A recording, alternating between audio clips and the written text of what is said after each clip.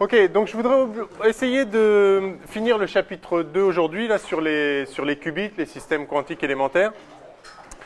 Donc ce qu'on a vu jusqu'à présent, bon d'abord c'est la linéarité du monde qui nous a permis de comprendre qu'il y avait en fait un espace des états pour n'importe quel système physique. On a vu sa structure, on a vu que cet espace des états devait être un espace vectoriel, justement pour autoriser des combinaisons entre les états, des combinaisons linéaires.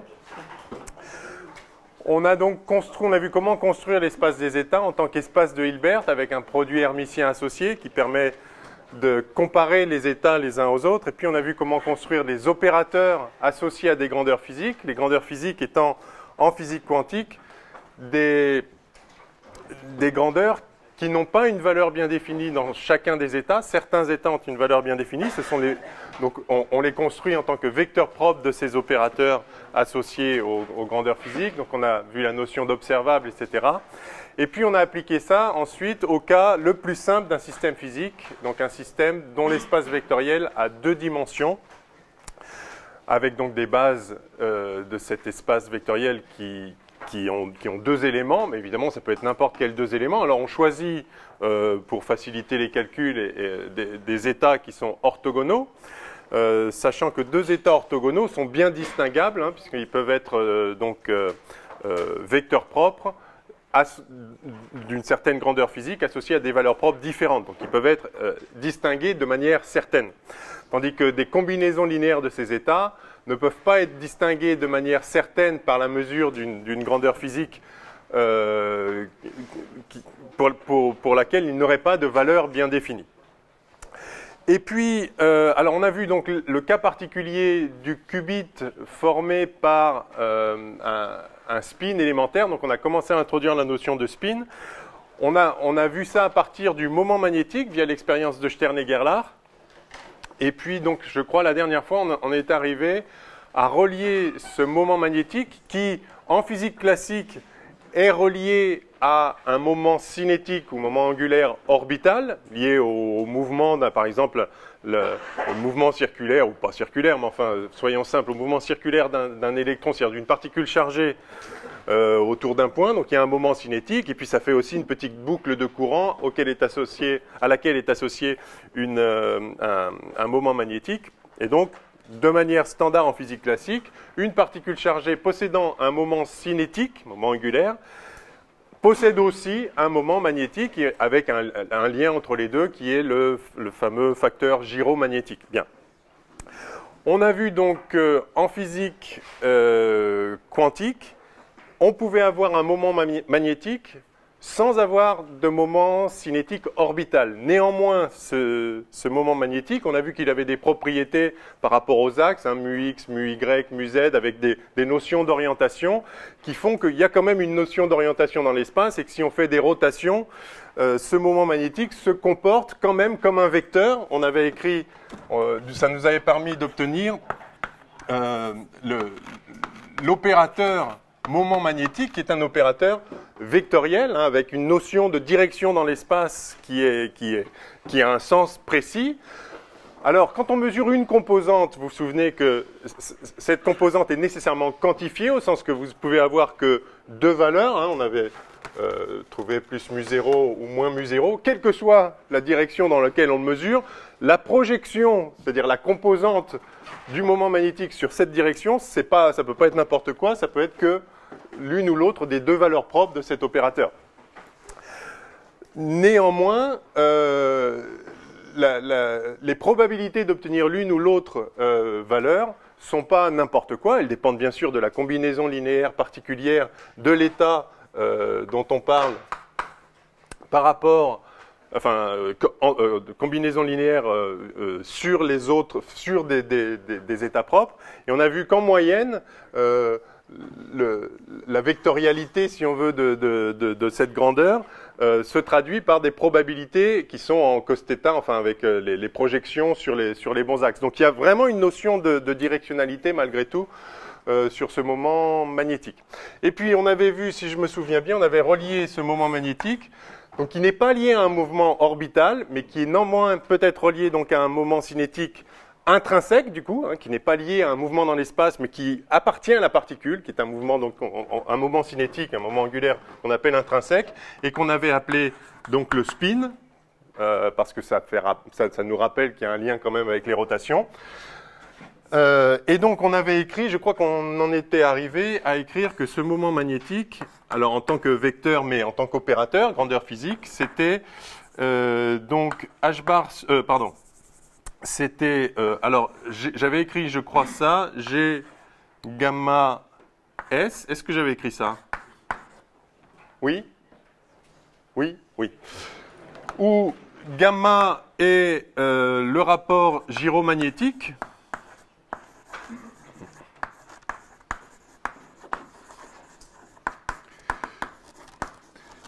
qui donc établit le rapport entre la gyration, le spin, le moment angulaire et le moment magnétique, rapport gyromagnétique. Et il y avait en plus ce facteur-là qu'on appelle donc facteur de Landé, je crois que je l'avais mentionné. Ce facteur de Landé pouvant être différent suivant les différentes particules. Et on avait vu que pour l'électron, grosso modo, pour l'électron, ce facteur de Landé vaut 2. À très peu de choses près, la théorie de Dirac de physique quantique relativiste prédit 2, et une théorie plus élaborée, mais parfaitement connue, maîtrisée, la théorie quantique des champs, en fait, permet d'obtenir des corrections à cette valeur qui sont vérifiées jusqu'à la 12e décimale. Donc c'est une théorie extrêmement précise et prédictive. Donc on comprend très très bien en fait ce que c'est que ce spin et le lien avec le moment magnétique.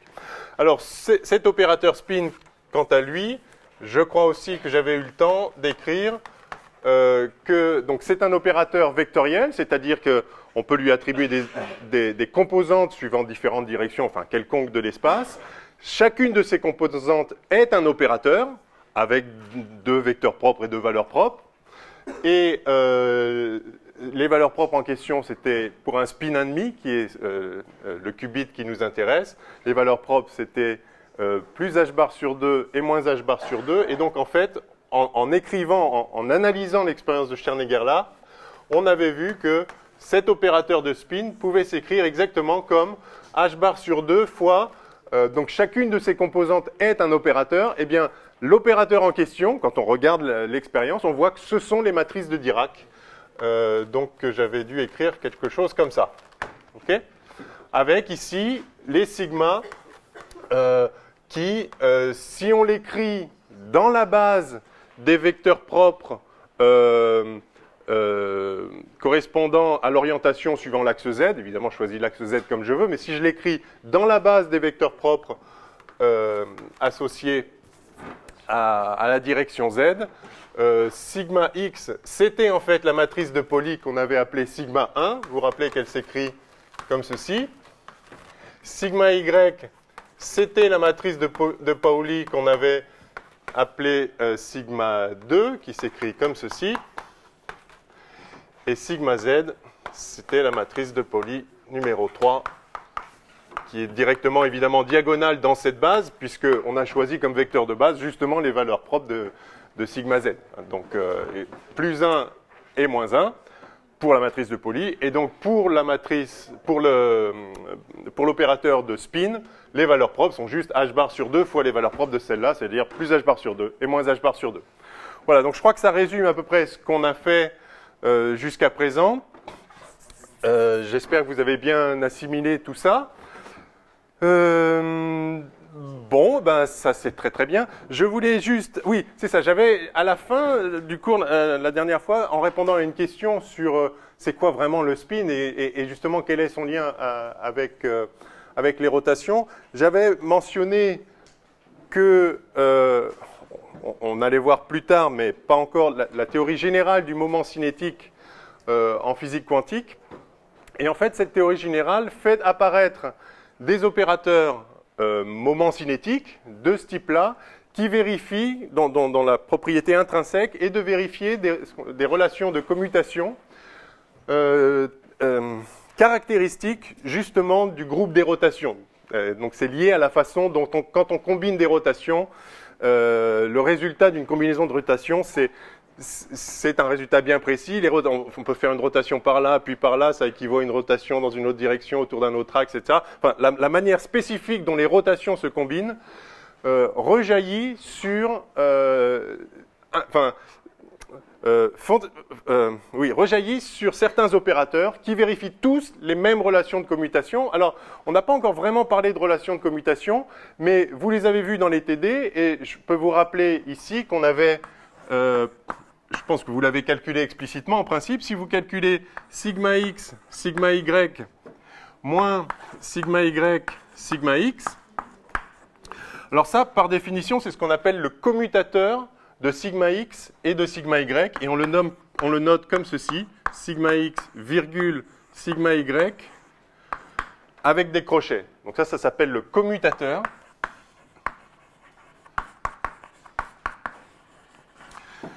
Eh bien, quand on fait donc ce produit, il suffit de faire le produit de matrice, ça fois ça, puis après moins ça fois ça, et on obtient, si vous le faites, vous allez obtenir I sigma z. Pardon, 2i sigma z, merci. Absolument, 2i sigma z. Et puis avec toutes les combinaisons linéaires qui vont bien. Alors du coup, puisque l'opérateur de spin est relié à l'opérateur vectoriel de spin est relié à cet opérateur matrice de Pauli, de ces relations-là se déduisent les relations de commutation pour les composantes du spin. Et donc si vous écrivez Sx virgule Sy, c'est-à-dire le commutateur entre Sx et Sy, donc Sx fois Sy moins Sy fois Sx, vous allez obtenir, eh bien, I h bar sur 2 Sz. Hein, ça, c'est juste h bar sur 2 fois ça, pareil, donc ça va faire h bar carré sur 4, oui, c'est ça, h bar carré sur 4, avec le 2, ça fait h bar carré sur... mais non, ça fait... Non, oui, non, pardon, bien sûr. Sinon, je me perds sur les deux. Voilà. Donc là, il y a h bar carré sur 4. Fois 2, ça fait sur 2. Et lui, il a déjà h bar sur 2. Donc il y a juste h bar qui sort. Voilà. Donc cette relation-là, ou plus généralement, si vous prenez les composantes I, J, K, la relation SI, SJ égale I, h bar, SK, fois epsilon IJK h bar SK. Hein, vous vous souvenez que ça, c'est le tenseur qui vaut 0 s'il y a un de ces trois indices qui est le même qu'un autre, et qui vaut 1 si ces indices sont dans le sens 1, 2, 3 dans le sens direct, hein, une permutation circulaire de 1, 2, 3, et qui vaut moins 1 dans le cas suivant, dans l'autre cas. Hein. Donc 2, 1, 3, c'est moins 1, 1, 2, 3, c'est plus 1, puis toutes les combinaisons linéaires, pareil. Eh bien, ces relations-là sont caractéristiques des moments angulaires. Tous les moments angulaires, tous les moments cinétiques, comme on dit en français, qu'ils soient orbitaux, qu'ils soient de spin, quelle que soit la façon dont est quel que soit le système physique, si vous avez un système avec plusieurs éléments mis ensemble, considérés ensemble comme un système global, chacun a son propre moment cinétique, mais le moment cinétique global de tout le système, qui est donc la somme de tous les moments cinétiques internes, donc, n'importe quel moment cinétique vérifiera toujours ces relations de commutation. C'est intrinsèque au groupe des rotations, à la façon dont les rotations se combinent. Et donc, c'est quelque chose de très, très fondamental, en fait. Et c'est ça qui nous permet de relier le spin, cette propriété spécifique qui est intrinsèque aux particules en physique quantique et qui n'a pas d'équivalent classique, de relier donc cette propriété-là aux rotations. Alors, la théorie générale du moment cinétique nous dit que quand on a un opérateur comme ceci, enfin, un opérateur vectoriel, donc avec trois composantes, dont les composantes vérifient ces relations de commutation, eh bien, il y a tout un tas de conséquences qui en découlent, et en particulier,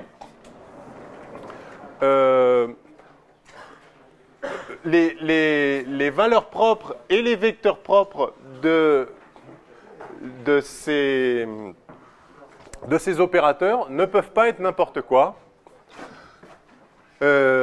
en fait, donc les valeurs propres sont forcément un multiple de h bar ou un multiple entier de h bar ou un multiple demi-entier, comme on dit, de h bar. C'est-à-dire que les seules valeurs propres possibles sont n h bar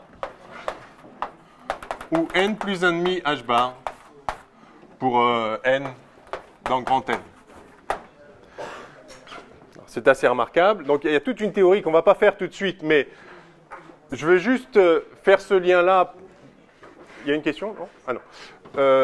Je veux faire ce lien-là pour que vous voyez que ça s'inscrit dans une théorie plus générale sur laquelle on reviendra, et que ce cas particulier, c'est le cas particulier donc, où ce multiple-là, c'est 1,5. Et c'est pour ça qu'on dit qu'on a affaire à un spin 1,5. Alors, oui. Ah. De réécrire au tableau, genre la définition de epsilon j. Oui, ok. Et puis je vais en profiter pour rajouter de la lumière. Du premier coup, je crois, là. Ah non. Ah non, j'ai éteint là-bas. Non, non, raté. Bon, d'accord. Oui, deuxième coup. Donc, alors, epsilon ijk égale... Alors, égale 0 si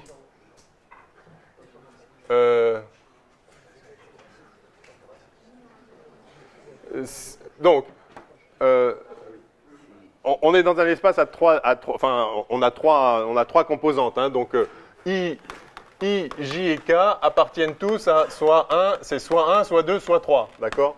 Donc si I égale J ou J égale K ou I égale K, donc s'il y a un des trois indices qui est le même, ça vaut 0.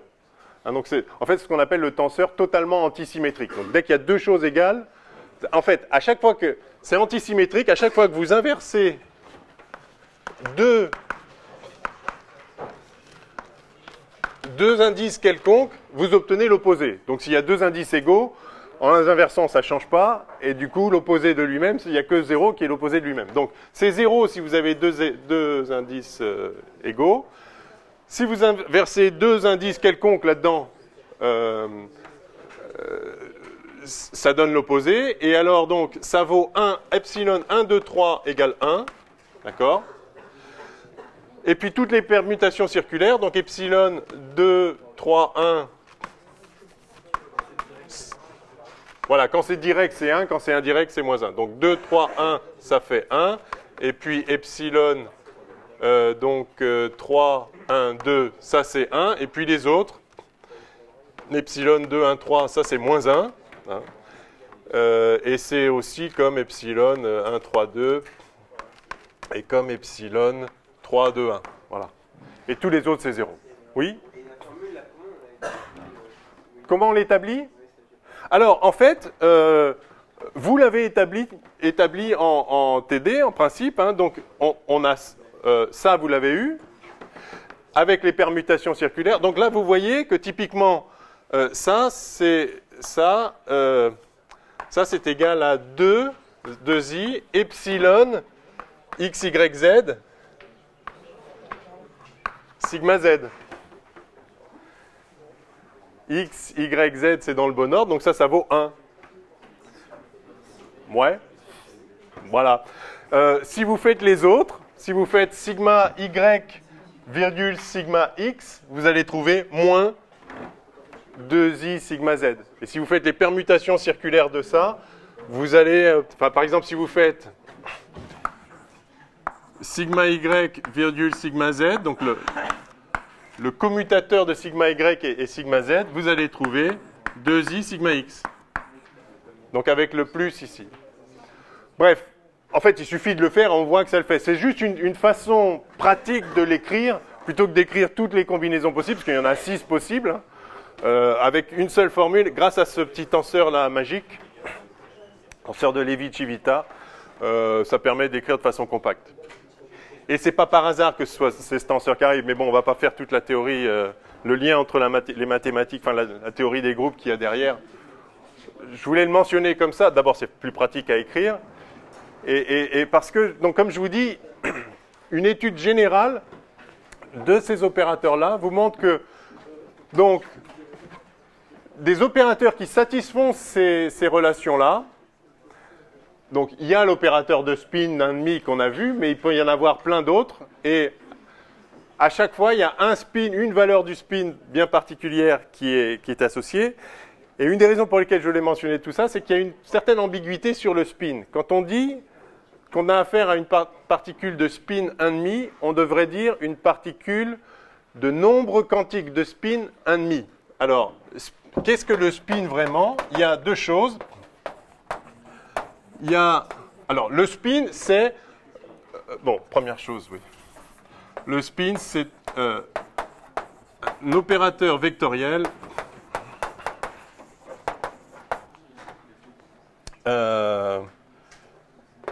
qui est un moment cinétique intrinsèque.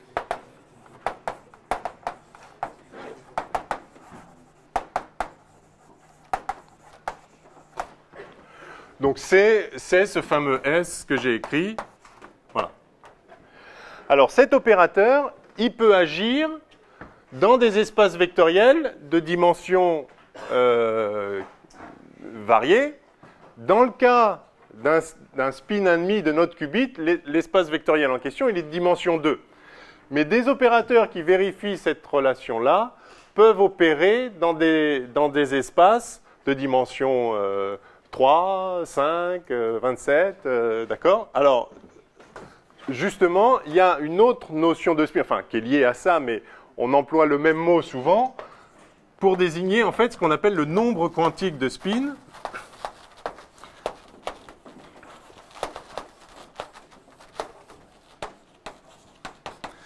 Chaque particule a un certain nombre quantique de spin, et lui, il peut être donc soit entier, soit demi-entier.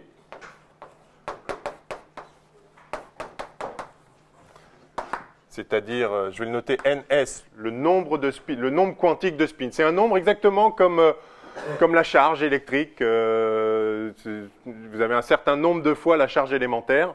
Donc, vous avez un certain nombre quantique de spin. Et donc, ça, c'est soit il est entier, soit il est ce qu'on appelle demi-entier.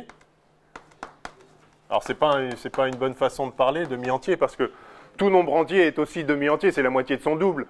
Mais quand on dit demi-entier, c'est-à-dire c'est un nombre entier plus un demi. D'accord? Enfin, c'est une façon de parler. Donc, c'est NS appartient à N plus un demi, si vous voulez. Donc, c'est un certain nombre entier plus un demi.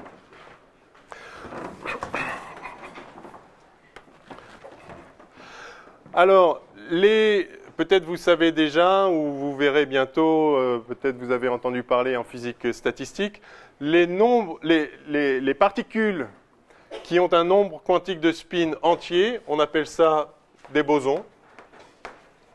Et ceux qui ont un spin demi-entier, on appelle ça des fermions. Ils n'obéissent pas à la même statistique pour des raisons profondes qu'on ne verra pas.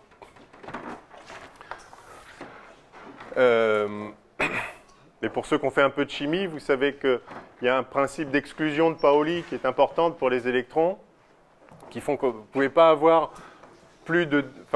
avoir deux électrons dans le même état. Bref, non, je ne veux pas aller trop loin. Donc, le cas de l'électron, c'est une particule de nombre de spin 1,5. Donc, depuis le début, quand je parle de spin 1,5, de qubit, que spin 1,5 en tant que qubit, je parle en fait du nombre quantique de spin 1,5. Maintenant, le spin en tant qu'opérateur vectoriel, il est ce qu'on a vu. Alors, ça veut dire que l'espace vectoriel associé au spin, il est toujours de dimension. Alors, dimension de l'espace vectoriel des états, l'espace des états de spin, la dimension de l'espace vectoriel associé.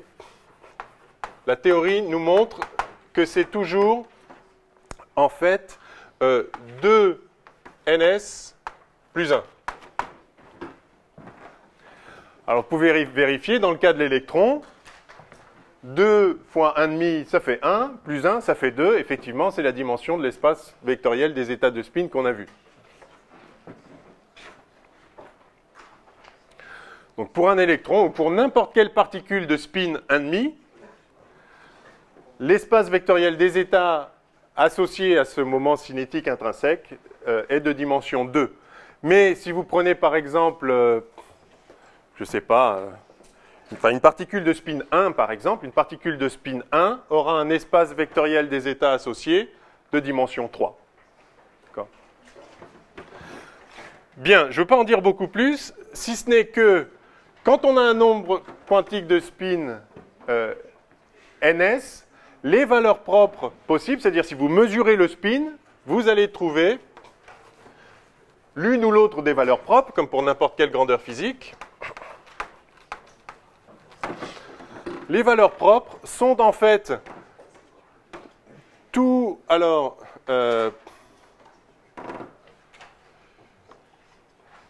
ça va de moins ns h bar à plus ns h bar par saut de 1.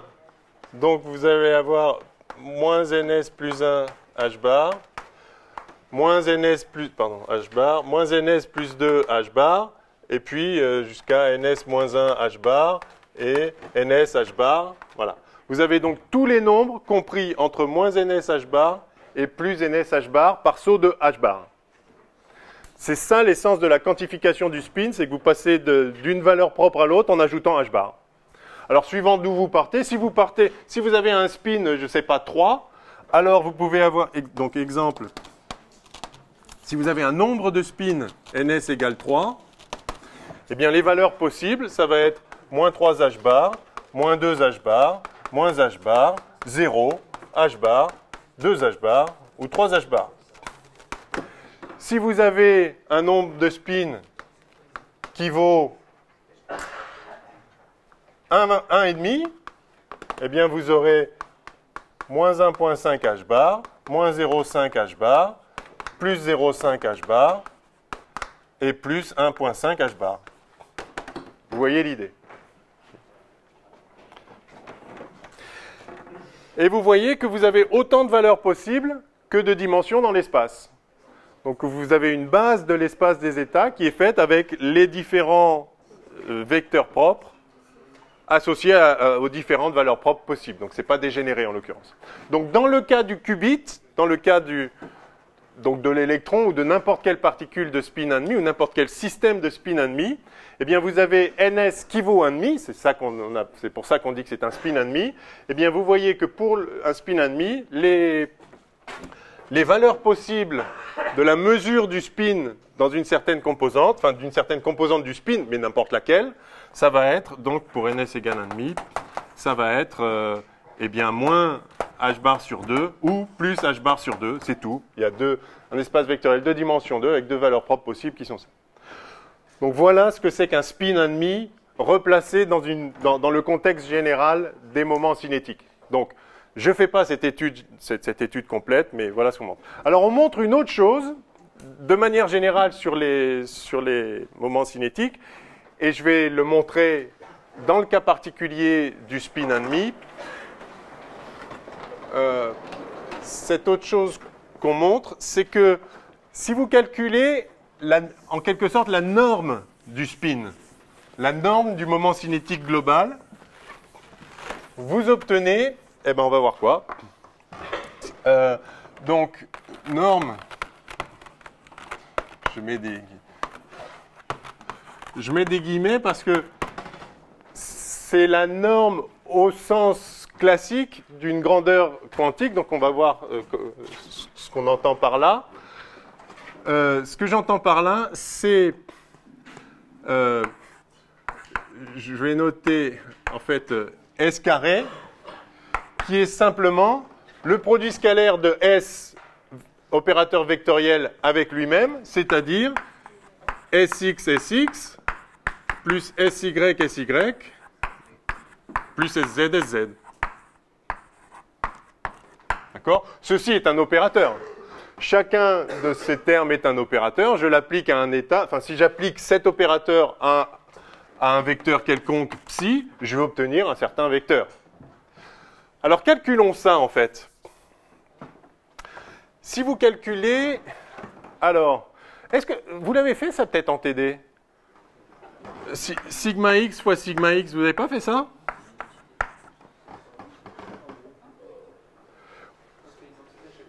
Oui, alors ça, effectivement, ça fait... Bah oui, ça fait 1 à chaque fois. C'est ça l'idée, effectivement, parce que ça, c'est des valeurs propres. Donc, le carré de chacun de ces trucs-là, ça fait 1.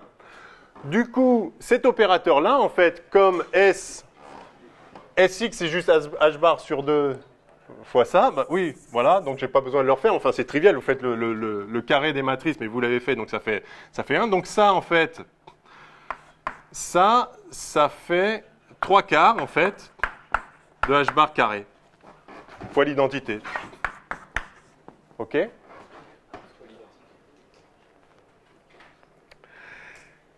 Et voilà, l'identité, je vais le noter comme ça. Et ça, eh bien ça, si vous remarquez que ça fait ns fois ns plus 1. Enfin, ça fait 1,5, facteur de 1,5 plus 1. Un 3,5 fois 1,5. 3 quarts, c'est 3,5 fois 1,5 fois h bar carré.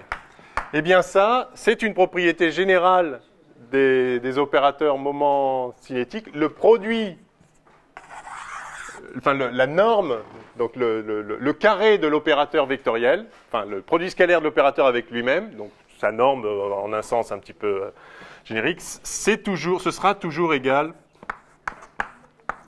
à ns facteur de ns plus 1 h bar carré. Voilà. Donc, on vient de le vérifier dans le cas particulier où ns vaut 1,5, mais je vous le dis comme ça, vous l'aurez en tête pour la prochaine fois. C'est vrai pour n'importe quel moment cinétique. C'est une conséquence des relations de commutation. Donc, dès lors que vous avez des opérateurs, enfin un ensemble de 3 opérateurs qui vérifient ça, c'est-à-dire des composantes d'un opérateur vectoriel qui vérifie ces relations de commutation, alors vous pouvez dérouler juste, il suffit de résoudre mathématiquement le problème et vous trouvez que cet opérateur agit. Donc il y a forcément un certain nombre ns, qu'on appelle nombre quantique de spin associé à cet opérateur, qui agit du coup dans un espace de dimension 2ns plus 1, avec des valeurs propres qui vont de moins ns h bar à plus ns h bar par saut de 1, et pour lequel S carré comme ça est un multiple de l'identité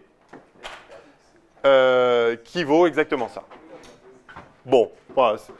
À ce stade, pour nous, c'est une remarque. Dans le cas du spin 1,5, c'est vrai, ça vaut ça. OK. Bon, je voulais quand même dire ça, mais c'est plus en prévision de la suite. Ça ne nous apprend rien de spécial sur le monde quantique à ce stade, mais ça permet de faire le lien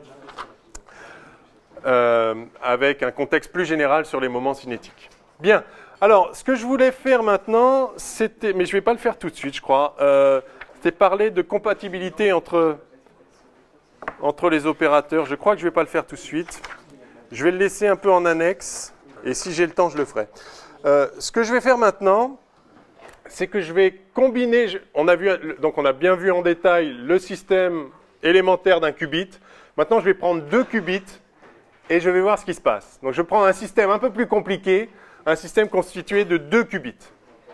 Alors allons-y, et ça va nous permettre de parler d'un phénomène absolument éblouissant, qui rend perplexe beaucoup de gens, qui est le phénomène de l'intrication. J'espère que vous avez déjà entendu parler tous d'intrication. Hein. Donc c'est un grand 3, je crois. Ouais.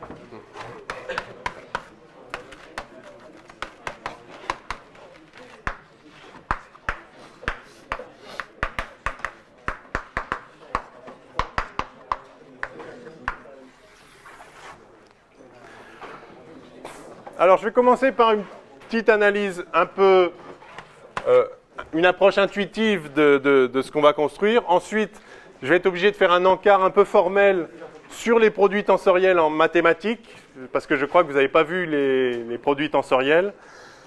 Donc, j'essaierai d'en dire le minimum, mais c'est quand même important. pour comprendre comment se construit l'état, l'espace des états d'un système composé comme ça de 2 qubits. Mais et puis je reviendrai au cas du qubit. Alors, donc premièrement, espace des états.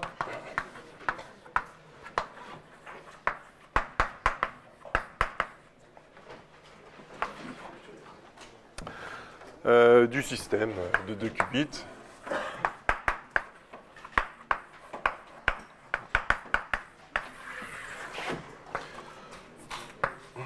Approche intuitive.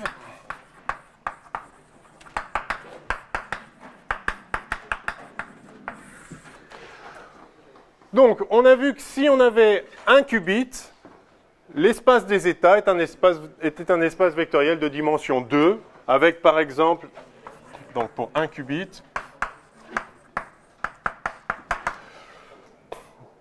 je vais l'appeler le qubit numéro 1. Pour le qubit numéro 1, j'ai l'espace vectoriel des états, je le note H1, c'est l'espace de Hilbert des états pour la particule 1. Cet espace des états est un espace vectoriel de dimension 2, dont une base, par exemple,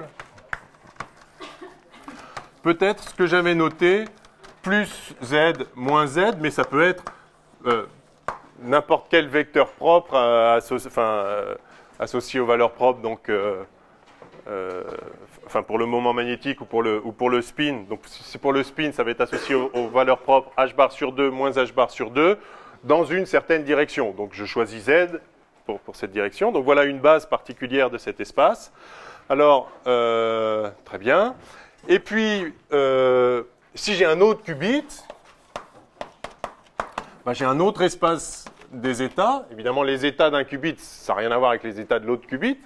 Mais enfin, si les deux sont un même qubit, c'est-à-dire un spin and demi, ils vont avoir la même structure et je vais pouvoir noter pareil. Alors, pour les différencier, je vais noter 1 ici, les vecteurs d'état qui se rapportent à la première particule, et puis je vais noter 2, les vecteurs d'état qui se rapportent à la deuxième particule. Voilà. Oui. Non, justement, c'est pour ça que je les différencie. Chaque particule peut être dans un état quelconque. Cet état quelconque, c'est une combinaison linéaire de 2 vecteurs de base quelconques. Mais ça, c'est des états de la particule 2. Ça, c'est des états de la particule 1.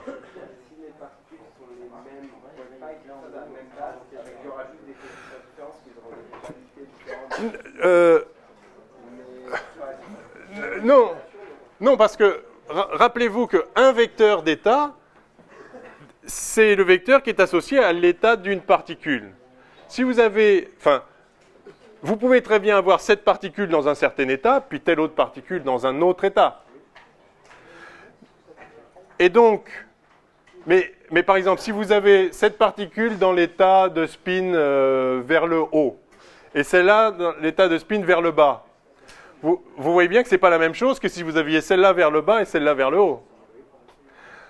Donc, ce n'est pas le même état.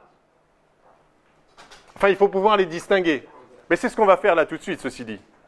Peut-être j'ai mal compris votre question. J'ai l'impression que j'ai mal compris votre question. Moi, j'aurais vu que justement dans le cas où, pour la particule 1, où il aurait été vers le haut, ouais. J'aurais eu un petit 1 devant le plus, et un 0 devant l'indiquement. Oui. Ouais. Et pour l'autre, j'aurais voulu prendre la même base, mais en inversant les coefficients.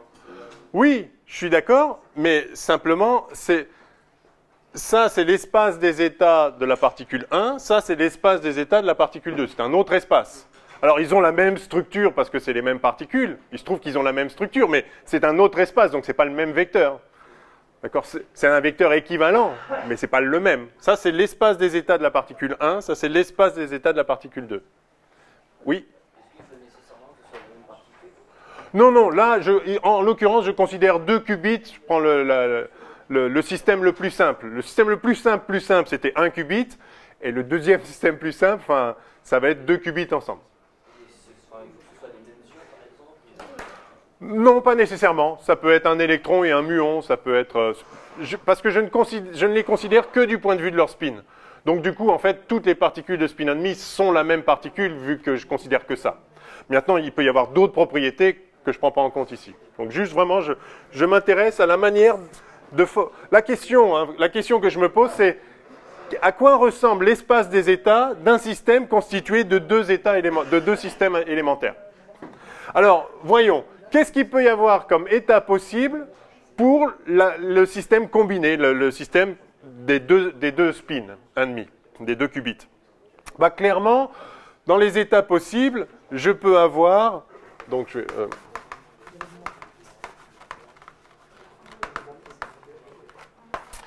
dans les états possibles, je peux avoir la première particule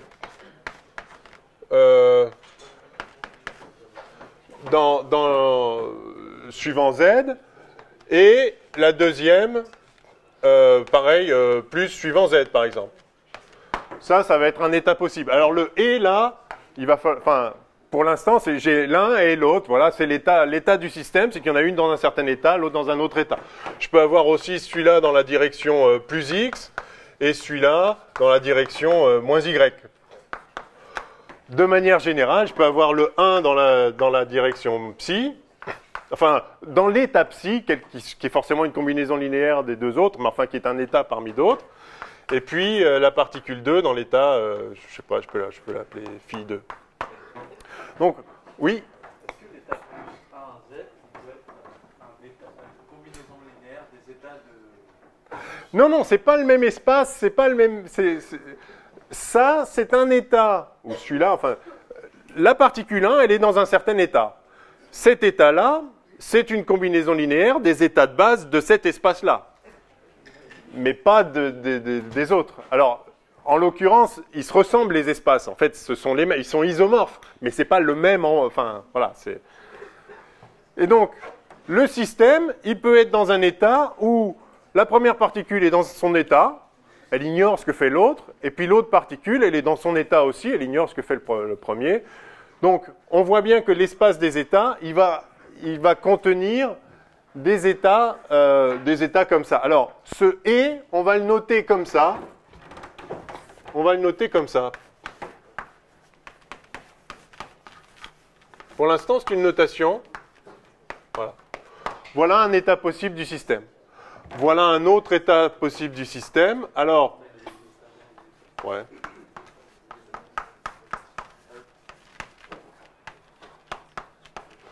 Et puis, de façon générale, voilà un état possible du système. Mais, dès lors qu'on a ces états possibles, alors on est dans un système quantique. La physique est toujours linéaire, on a le droit de faire des combinaisons linéaires. Donc si ces états sont possibles, bah, toutes les combinaisons linéaires possibles de ces états sont possibles. Donc ça vous fait un espace des états qui contient tous les états possibles pour l'un associés à tous les états possibles pour l'autre, mais aussi toutes les combinaisons linéaires de ces états-là. Alors la question, c'est quelle est la structure de cet état? Ça donne quoi, au bout du compte, comme espace vectoriel? Ça va être un espace vectoriel, c'est un système quantique, donc ça va être un espace vectoriel des états, enfin l'espace des états va être un espace vectoriel, tout simplement parce qu'on peut faire n'importe quelle combinaison linéaire d'états qui existent déjà. Alors donc, la question, c'est quelle est la structure de cet état du système combiné? Eh bien, la réponse, c'est la structure de l'espace vectoriel produit tensoriel des espaces individuels. Et on va noter cet espace des états H égale H1 croix H2. Ça s'appelle le produit tensoriel.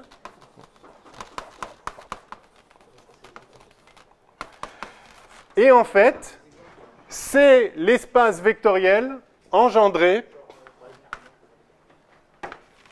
C'est l'espace vectoriel engendré par une base d'états, enfin par un certain nombre de vecteurs qui sont, alors je vais les noter, en fait, vous allez avoir celui-là, vous pouvez, voilà une base de l'espace H1, une base de l'espace H2.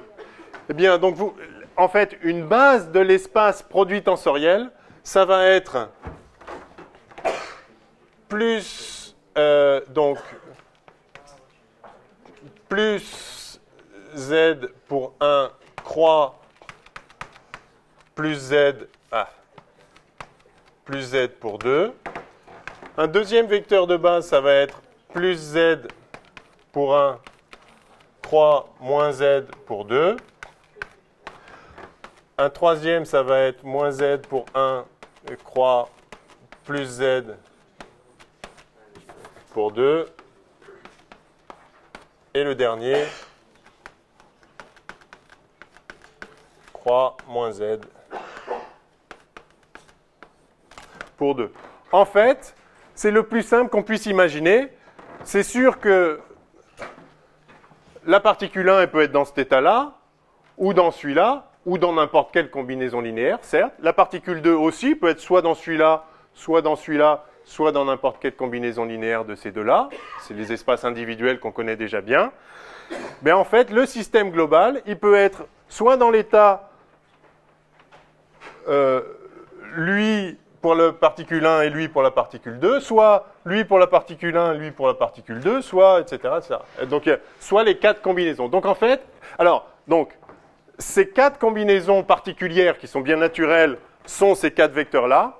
Eh bien, l'espace des états global, c'est l'espace vectoriel engendré par ces quatre vecteurs-là. Donc ça, c'est la base de l'espace vectoriel global du système. C'est-à-dire, il y a ces quatre vecteurs-là, bien sûr, mais toutes les combinaisons linéaires de ces vecteurs-là. Aussi.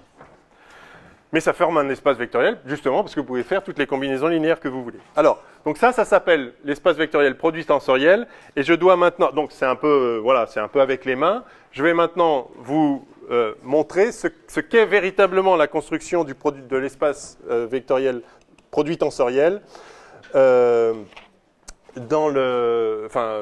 point de vue mathématique, et ça nous permettra d'ailleurs de justifier que c'est bien comme ça, que c'est bien ça l'espace des états du système global. Alors allons-y. Donc ça va être un petit peu, mathématique, mais je vais faire le minimum. Alors, en fait, je me suis aperçu que sur Wikipédia, la page espace produit vectoriel est vachement bien. C'est pas toujours le cas, mais en l'occurrence, c'est pas mal. Donc je vais reprendre les notations de la page Wikipédia, qui sont tout à fait raisonnables, pour vous introduire mathématiquement qu'est-ce que c'est que l'espace produit tensoriel. Alors, donc deuxièmement, donc c'est un petit insert mathématique si vous voulez. Deuxièmement, produit tensoriel tout simplement.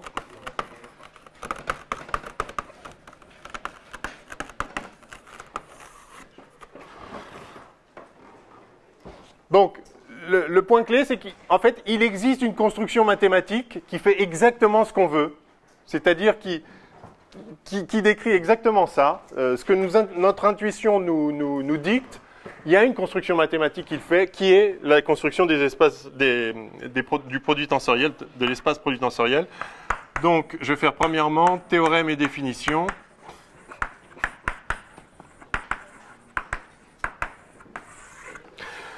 Alors, je vous énonce le théorème général.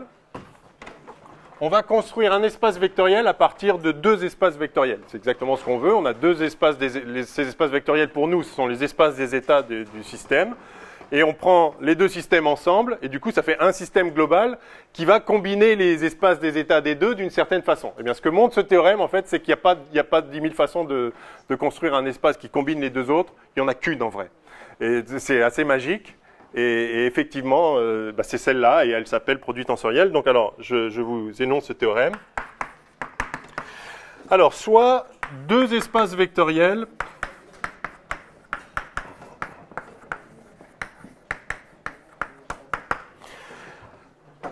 sur un corps commutatif K, enfin pour nous ce sera un espace vectoriel sur C bien sûr.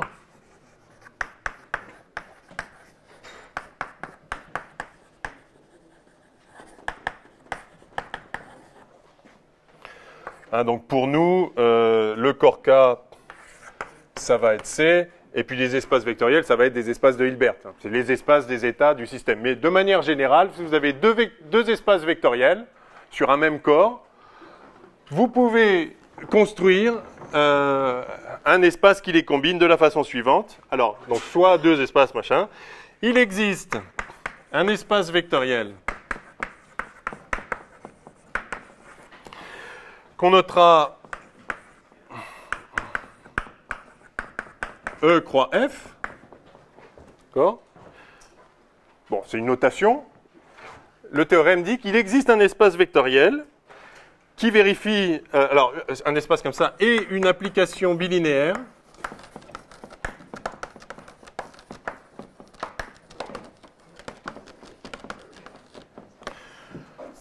allez, je vais quand même l'appeler opérateur. Enfin, c'est une application, mais on a appelé des applications linéaires des opérateurs jusqu'à présent. Enfin, bon, comme vous voulez. Il existe un espace vectoriel et une application linéaire phi. Alors, l'application en question, elle va de E croix F dans E croix F produit tensoriel. Donc ça, c'est le croix standard, c'est-à-dire vous avez un certain X dans E et un certain Y dans F, et ça vous donne un élément de E croix F.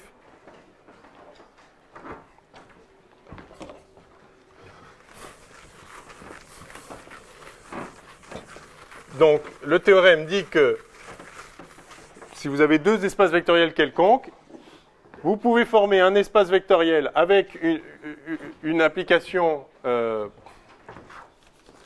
bilinéaire, c'est-à-dire linéaire à la fois par rapport à x et par rapport à y, qui vérifie la propriété suivante.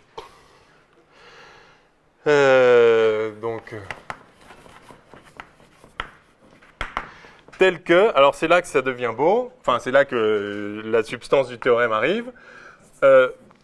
Pour n'importe quelle application linéaire, quel que soit G, enfin je vais le mettre en français.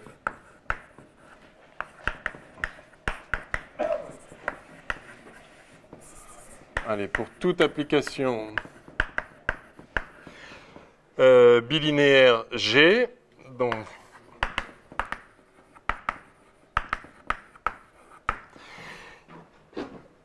donc G qui part de E croix F et qui va dans un certain espace vectoriel, allez, grand G, où G est un espace vectoriel quelconque.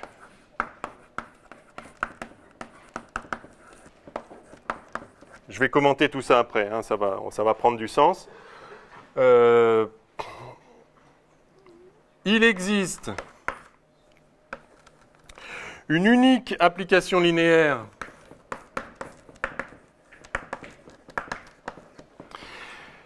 G tilde telle que G tilde égale, tel que G est en fait G tilde rond phi.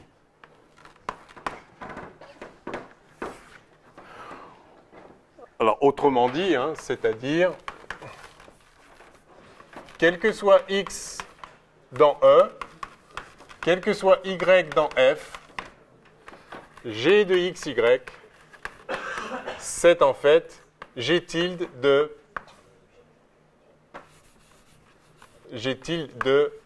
phi de xy, hein, c'est-à-dire G tilde de x croix y. Enfin, croix produit tensoriel. Bien, alors, voilà, alors cette propriété, ça s'appelle la propriété universelle.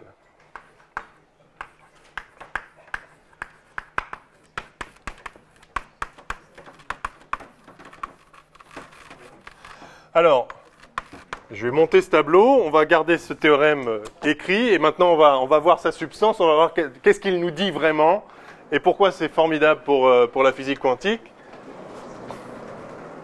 On va voir ce que ça veut dire, parce que je ne sais pas si ça vous parle spontanément. Alors, en fait, on va le prendre pas à pas, et vous allez voir que c'est en fait très simple ce qu'il nous dit, et c'est très très agréable. Vous allez vous sentir très très bien dans quelques minutes.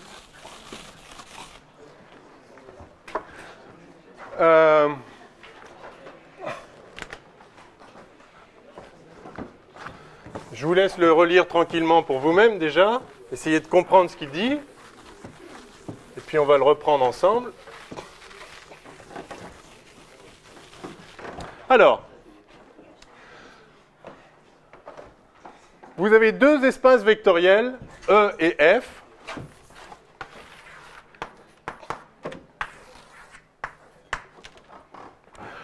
Pour nous, ça va être l'espace vectoriel de l'état du premier système, et ça, c'est l'espace vectoriel des états du deuxième système. Donc, vous avez deux espaces vectoriels, et l'idée, c'est de les combiner. Alors, ce que nous dit le théorème, c'est que si vous avez deux espaces vectoriels comme ceci, il en existe un autre. Alors, je vais le noter, le voilà. Je vais le noter E croix F, enfin, c'est comme ça qu'on le nomme, ça s'appelle l'espace produit vectoriel de E et de F. Donc si vous avez deux espaces vectoriels, il en existe un autre avec une application qui, si vous prenez un point de cet espace, donc un vecteur d'état pour nous, c'est-à-dire un vecteur qui représente l'état du premier système, X, un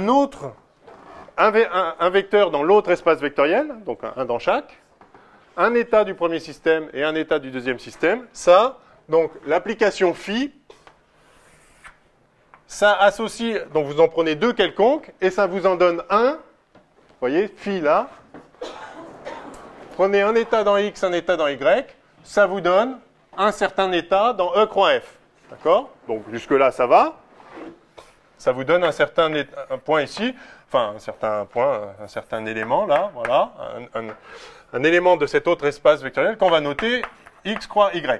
Bien, ok. Mais alors maintenant, la propriété clé, la voici. Donc il est possible de prendre deux états et d'en faire un de l'espace combiné. Avec la propriété suivante, c'est que si vous avez une application quelconque, une application bilinéaire, quelconque G, donc G qui prend un élément dans X et un élément dans Y et qui en fait un certain élément, G de XY, dans un certain espace. Donc G, c'est n'importe quelle application linéaire qui agit linéairement sur cet élément et linéairement sur celui-là. Donc il prend.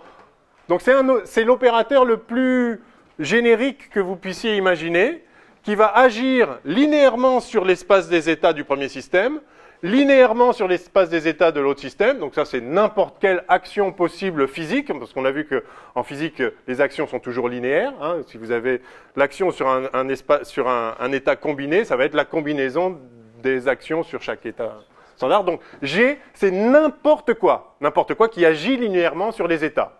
Donc n'importe quoi qui a un sens ou une utilité physique.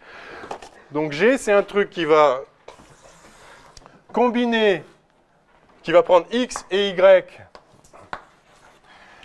et qui va l'envoyer dans n'importe quel autre état, dans n'importe quel autre espace vectoriel. Donc ça peut être n'importe quoi. Vraiment, G, c'est n'importe quelle action possible, juste elle est linéaire sur les états, parce que c'est un truc qui physiquement, on a envie que ça ait un sens. Donc cet espace-là, qui est dans le théorème, c'est voilà. Donc G, c'est un truc linéaire qui agit sur l'état de l'un, l'état de l'autre, et qui fait un truc. Peu importe quoi. Enfin, qui fait un truc qui s'appelle G de XY. Eh bien, oui. Si, G, ça pourrait être ça. G, ça pourrait être E. Ça pourrait être F. Ça pourrait être n'importe quoi. Ça pourrait même être C ou R, si c'est une forme linéaire, une forme bilinéaire. C'est juste un truc, n'importe quoi, qui agit linéairement là-dessus et linéairement là-dessus et qui va où ça veut. Donc c'est complètement général. Eh bien, le théorème nous dit que pour n'importe quel G, il y a une unique application qui, en fait, arrive au même endroit, mais pas en partant de là et de là, mais en partant de là.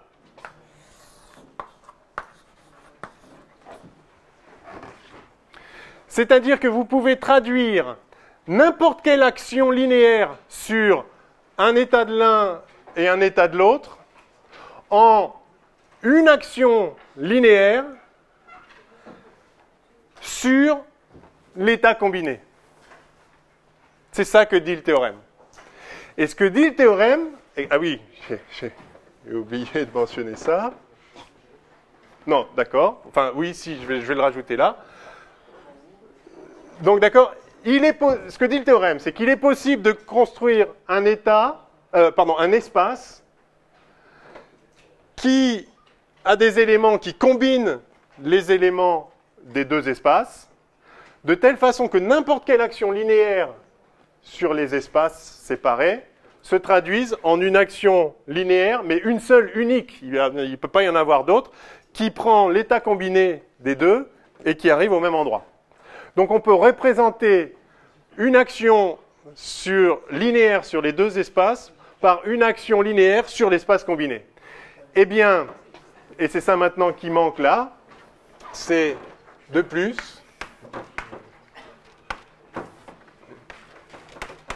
cet espace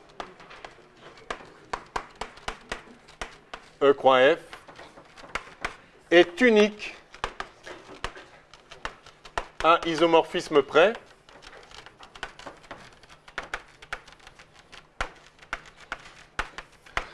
c'est-à-dire qu'en fait, il n'y a pas plusieurs façons de faire ça, de convertir une action linéaire sur les... donc bilinéaire, linéaire sur chacun des espaces, en une action linéaire sur l'espace combiné.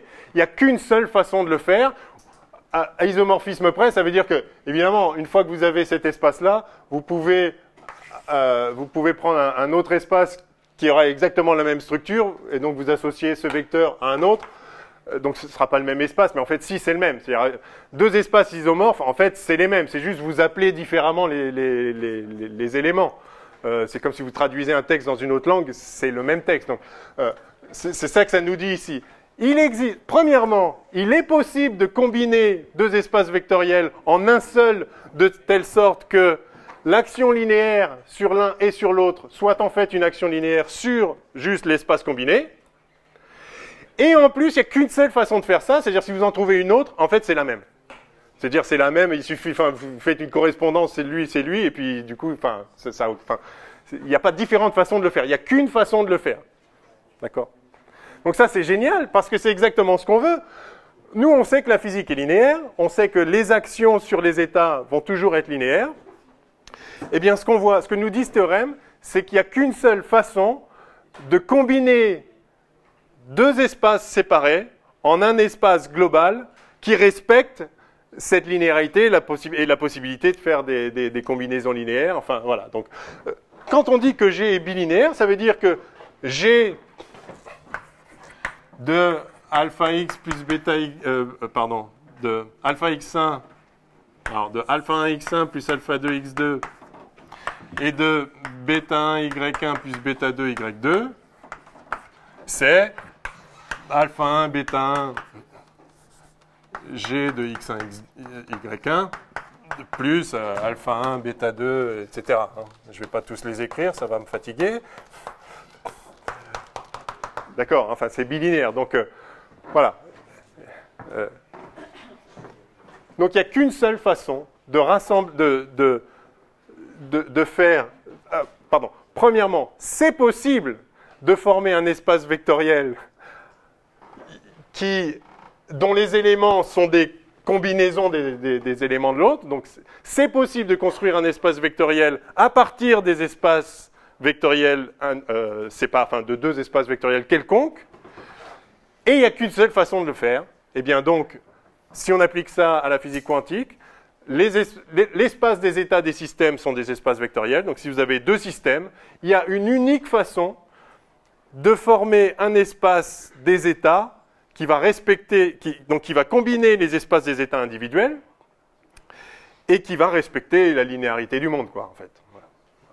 Et donc, l'espace des états d'un système composé, c'est le produit tensoriel des espaces vectoriels des états de chacun des systèmes. On ne peut pas faire mieux. C'est beau quand même. Non ? Si. Dites si. Bien. Alors, je vais encore compléter ce théorème. on montre aussi, donc ça, là, et pareil, de plus, allez, de plus encore. Le système, alors, ok, de plus, si EI, I dans I, est une base de E.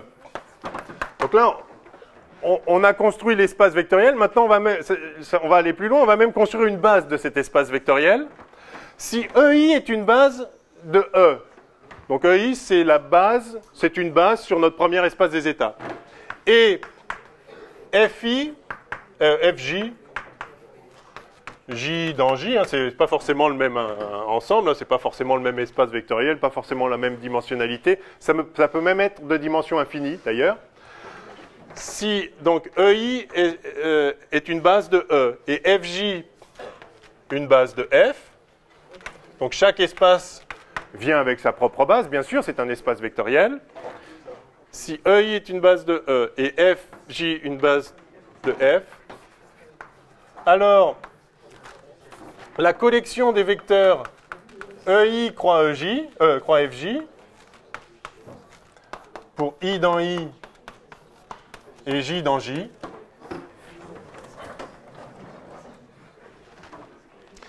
est une base de E croix F. C'est magnifique.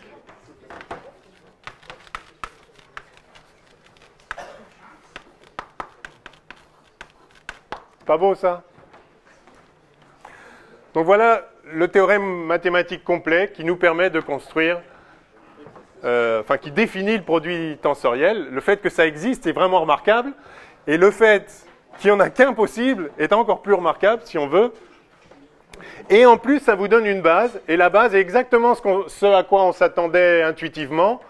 Vous prenez un vecteur de base de l'un, un vecteur de base de l'autre, vous les combinez, donc vous prenez E1 ici, enfin vous prenez EI ici et FJ là, qui sont les deux vecteurs de base. Ceux-là, par votre application phi, ça c'était phi, vous vous rappelez, ils arrivent quelque part, voilà. Et ils arrivent évidemment par définition sur EI croix FJ. Eh bien, si vous prenez tous les vecteurs de base, vous regardez partout où vous arrivez, eh bien ça fait une base de l'espace d'arrivée. Formidable. Donc, quelle est la dimension de l'espace produit tensoriel?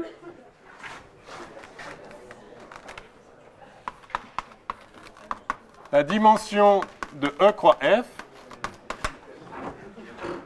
Si vous avez n vecteurs comme ça et m vecteurs comme ça, les produits comme ça, vous en aurez n fois m.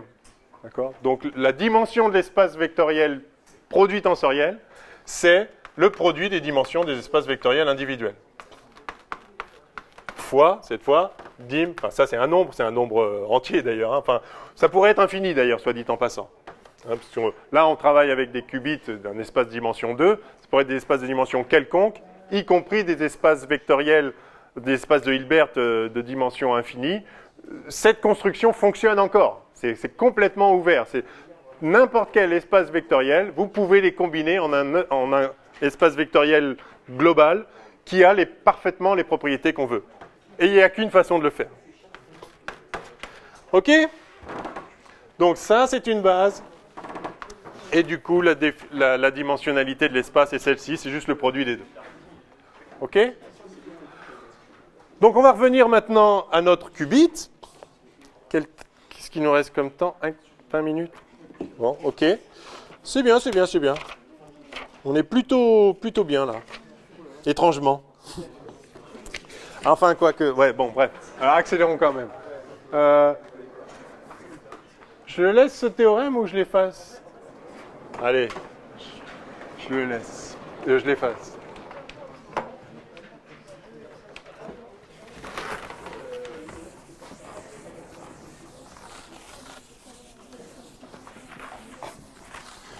Vous voyez à nouveau ce miracle. Les mathématiques sont vraiment au service. Enfin, ça colle au monde, quoi.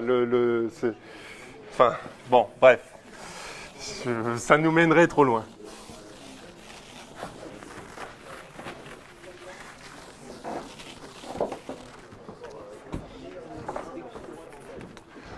Alors, comment je vais appeler ça? Troisièmement, ah oui. Troisièmement, alors, on va commencer à arriver aux états intriqués.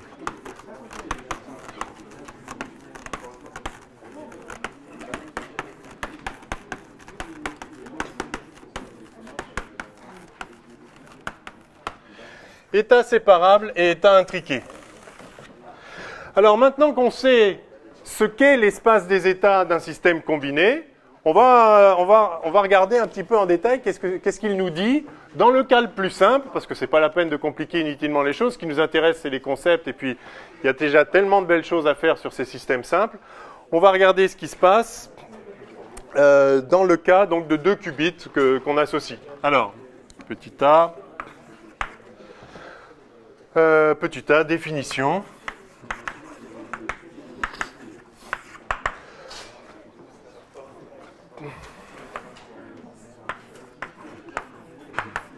On dit qu'un état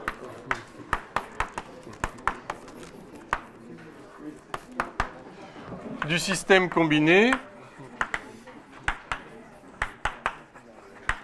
est séparable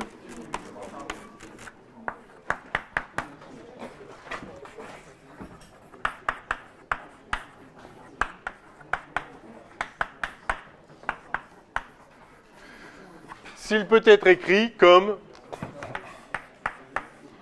si pour le 1 croix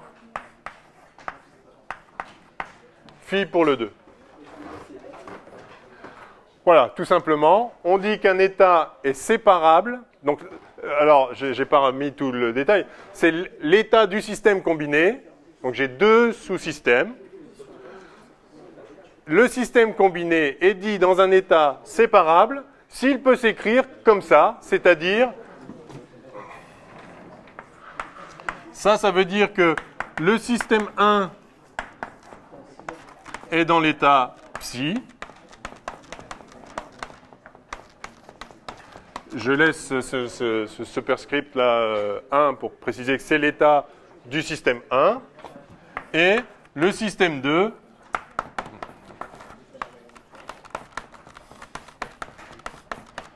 est dans l'état phi 2.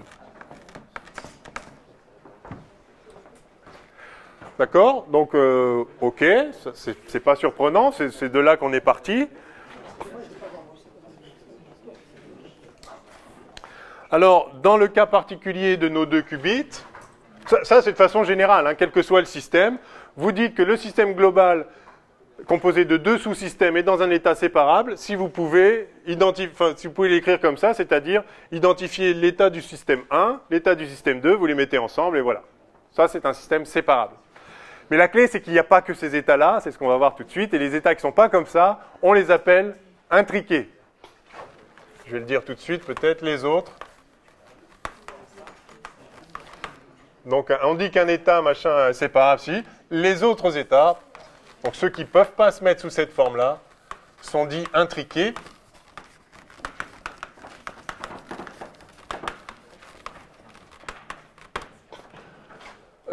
Très bien, donc est-ce que je peux... Donc, allez, exemple, 2 qubits.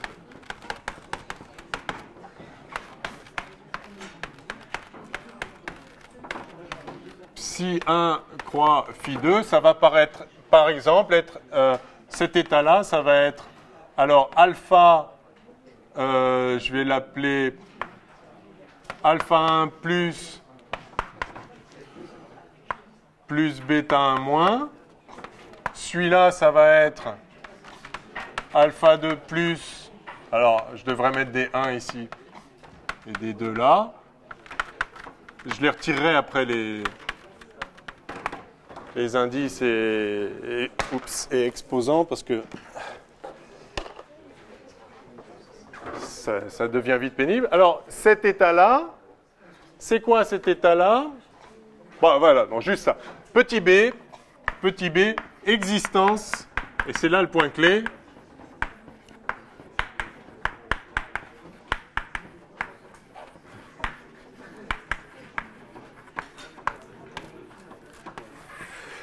je vais vous montrer que nécessairement, il y a des états qui ne sont pas séparables, qu'on ne peut pas écrire comme ça. Et ça, c'est vraiment extraordinaire parce que on a l'impression qu'on a juste mis ces états-là dans le système, d'accord? Puisque la base, vous voyez, la base de l'espace vectoriel combiné, le produit tensoriel, cette base-là est composée uniquement d'états séparables. Cet état-là, c'est l'état dans lequel le premier système est dans l'état EI et le deuxième dans l'état FJ. Donc, on a mis dans l'espace des états que ces états-là, on a l'impression. Mais en fait, l'espace des états contient d'autres états, comme je vais vous montrer maintenant, qui sont absolument inévitables. Donc, prenons, ne serait-ce que dans le cas du qubit, l'état séparable le plus général qu'on puisse imaginer, c'est celui-là. Donc, c'est n'importe quelle combinaison linéaire, c'est-à-dire n'importe quel état pour le premier système et n'importe quel état pour le second. Regardons ce que ça donne, ça. Si je l'écris dans la base, alors, donc, base de H1, je vais donc le noter plus 1 et moins 1. Et la base de H2, je note ça, plus 2 et moins 2. La base de l'un, la base de l'autre. Je ne dis pas suivant quel axe, peu importe, suivant un axe quelconque. Ce n'est pas forcément le même pour les deux, peu importe. D'accord. Donc, l'état séparable le plus général, le voici.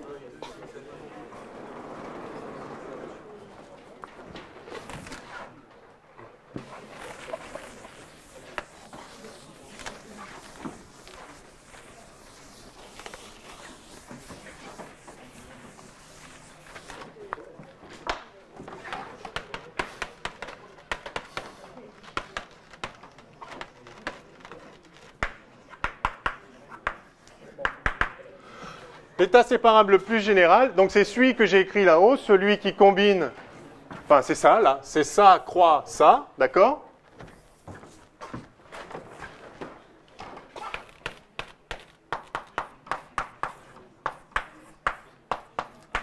Psi1 croix Phi2 avec donc Psi1 qui est ce que j'ai mis là-haut et Phi2 qui est ce que j'ai mis aussi. Hein. Alors je vais l'écrire, cet état. C'est quoi? Ben, c'est linéaire, hein. Donc cet état-là, c'est alpha 1, alpha 2 plus 1 croix plus 2 plus alpha 1, bêta 2, pardon, on m'avait rien dit là, c'est moins là, ok? Hein, une combinaison linéaire quelconque des deux états de base, donc plus 1, alpha 1, bêta 2, plus pour le 1 et moins pour le 2, plus bêta 1, alpha 2, moins pour le 1, croix plus pour le 2, plus bêta 1, bêta 2, croix pour le 1, moins pour le 1, croix, moins pour le 2. D'accord? Alors, on est content de voir que cet état-là, c'est bien une combinaison linéaire de la base, enfin, des vecteurs de base de l'espace produit. Hein? J'aurais pu le mettre ici. L'espace produit, c'est le produit tensoriel H1 croix H2. Et ça a pour base, lui croix lui, lui croix lui, lui croix lui, lui croix lui. Je ne le réécris pas, on l'a dit. Et donc, effectivement, on est content, on voit que cet état-là, c'est bien une combinaison linéaire des vecteurs de base. Donc, c'est bien un élément de l'espace produit tensoriel, de l'espace H, de l'espace des états du système global. C'est une combinaison particulière. Très bien. La question, c'est est-ce que toutes les combinaisons possibles de ces vecteurs de base, c'est-à-dire tous les états possibles du système combiné, est-ce qu'ils peuvent tous s'écrire comme ça? Et la réponse est non, parce que ces états-là vérifient une propriété bien particulière, qui est que, alors, je vais appeler ça A, ça B, ça C et ça D. Un état quelconque de l'espace combiné, c'est une combinaison linéaire comme ça, avec A, B, C, D, quelconque. Je prends n'importe quel A, B, C ou D, ça me donne un état de l'espace combiné.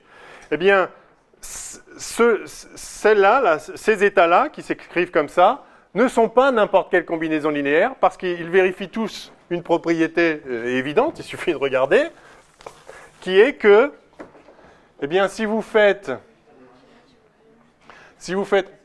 A fois D, c'est exactement AD égale BC. Bravo. AD égale BC. Et alors que c'est très facile d'imaginer une combinaison linéaire pour laquelle AD n'est pas égal à BC, d'accord? Donc il existe des états qui ne sont pas des états séparables. Et ça, on ne l'avait pas mis à la main, je ne sais pas si vous vous rendez compte. On n'a jamais demandé à ce qu'il y ait des états un peu spéciaux. Mais ils sont là de fait, puisqu'il y a forcément ces états-là, qui sont juste le premier système dans cet état-là, le deuxième dans celui-là, le premier dans celui-là, le deuxième dans celui-là. Ces états-là, ils sont inévitables. Le premier système, il peut être dans l'état qu'il veut, le deuxième dans l'état qu'il veut. Du coup, il y a forcément ces quatre états-là. Mais s'il y a ces quatre états-là, il y a aussi toutes les combinaisons linéaires possibles. On est dans un système quantique quelconque. Sauf que toutes les combinaisons linéaires possibles de ces quatre états-là ne sont pas écrivibles, inscriptibles sous cette forme-là, ne sont pas nécessairement séparables. OK? Il suffit que la combinaison linéaire ne vérifie pas AD égale BC pour être certain que l'état qu'on a fabriqué, qui est un parfait état de l'espace combiné, n'est pas séparable, c'est-à-dire qu'on ne peut pas attribuer, bien que ce soit un système, donc c'est un état du système composé de la première particule et de la deuxième, ou du premier sous-système et du deuxième, mais il n'est pas possible d'attribuer dans cet état un certain état au premier et un certain état au second. Le premier n'est pas dans un certain état, le deuxième non plus. Par contre, le système global est dans un certain état, qui est une parfaite combinaison d'états de base. Et ces états de base correspondent effectivement à un état bien particulier pour le premier et un état particulier pour le second. Mais vous voyez qu'il existe des états pour lesquels il n'est pas possible d'attribuer un état à chacun des sous-systèmes séparément. C'est pour ça qu'on dit qu'ils ne sont pas séparables, et c'est pour ça qu'on dit qu'ils sont intriqués. Il n'y a pas un état de l'un et un état de l'autre qui sont mis ensemble, il y a un état global qui n'est pas séparable. C'est assez remarquable, on ne l'a pas voulu, mais la physique quantique nous dit nécessairement ça doit exister. Et bien évidemment, on l'observe, et ces états intriqués sont très intéressants, permettent de faire des choses formidables. Si vous avez entendu parler des ordinateurs quantiques, vous devez savoir que cette intrication d'états permet des choses magnifiques. Potentiellement, parce qu'on en est encore loin, mais enfin, ça pourrait venir, ça viendra probablement.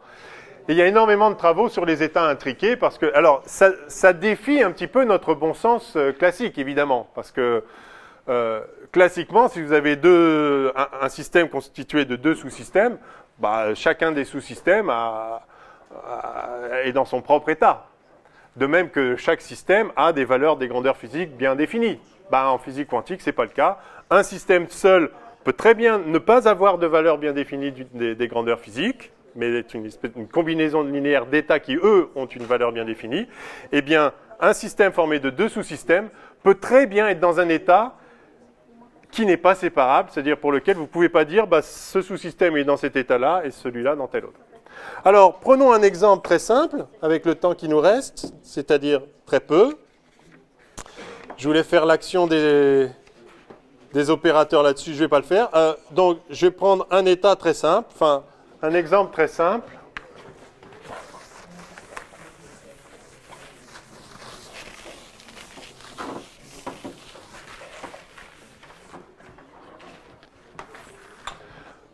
Exemple, je ne sais pas, petit quoi, petit c.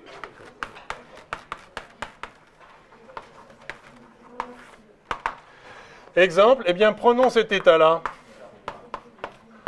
Plus 1 croix moins 2 moins moins 1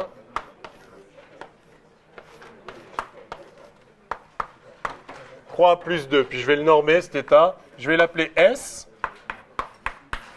Je vais le normaliser. Je ne suis pas obligé de le normaliser, hein, mais enfin, tant qu'à faire. Alors lui, il est de norme 1. Hein. Si vous faites la somme des coefficients au carré, ça fait 1,5 plus 1,5, ça fait 1. Il est normé, c'est pour ça que j'ai mis 1 sur racine de 2, mais enfin, peu importe. C'est une combinaison linéaire de cet état-là, qui est un parfait état. Cet état correspond à la première particule vers le haut, la deuxième vers le bas. Et celui-là, c'est la première particule vers le bas, la deuxième vers le haut. Et puis du coup, vu que ces deux états existent, bah, leur différence existe aussi. Donc ça, c'est un état très bien. On le note S, ça s'appelle l'état, on y reviendra, ça s'appelle l'état singulet. Voilà. Un autre état intriqué, c'est l'état triplet, qui va être la combinaison linéaire, la même, là, avec le plus. Vous pouvez vérifier d'ailleurs que cet état est orthogonal à celui-là. Si vous faites le produit scalaire de ça avec ça, vous allez trouver 0. Vous voulez qu'on le fasse? Oui? Non? Oui? On va le montrer. Allez, on va le montrer.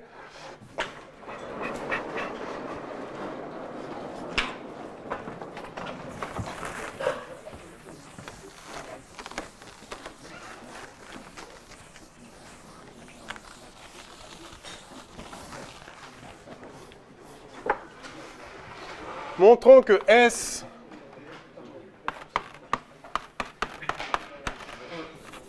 est orthogonal à T. Alors faisons-le. On va faire le produit scalaire T scalaire S. Alors T scalaire S, donc il y a 1 sur racine de 2 fois 1 sur racine de 2, ça va faire 1,5. Et puis on va avoir donc plus 1 croix moins 2 plus moins 1 croix plus 2 scalaire S, donc plus 1 croix moins 1 moins 1 croix plus 2.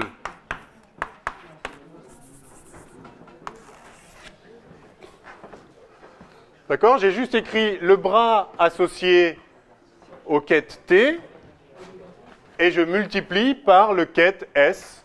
Ça me donne donc le produit scalaire hermitien entre les deux. Alors, lui scalaire lui, bah, c'est le même vecteur, ça fait 1. Hein, c'est des vecteurs de base normés, ceux-là. Hein. Donc, c'est des vecteurs que j'ai pris pour faire ma base. Hein. C'est la combinaison de lui dans l'état vers le haut et lui dans l'état vers le bas. Mais là, c'est le même vecteur. Donc ça va faire 1. Donc le premier, si je développe, ça va faire 1,5 fois 1. Ensuite, lui fois lui, bah, ce n'est pas le même vecteur. Ils sont orthogonaux, c'est les vecteurs des bases, c'est pareil. Si vous faites plus, moins la partie gauche, là, rien que ça fait, sur la particule 1, ils sont orthogonaux. Sur la particule 2, ils sont aussi. Enfin, de toute façon, c'est deux vecteurs de base distincts d'une base orthonormée de l'espace vectoriel combiné. Donc ça fait 0.